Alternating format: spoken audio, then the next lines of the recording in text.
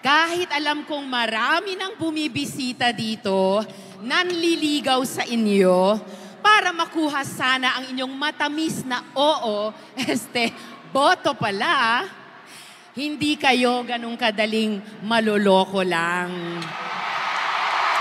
Ayaw natin ng red flags, di ba?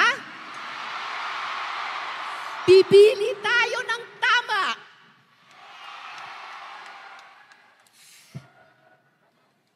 Kailangan natin ng konkretong aksyon.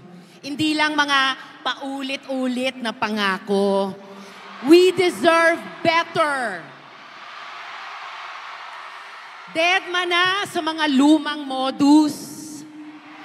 Tama na ang panloloko nila. Dito na tayo sa totoong unity.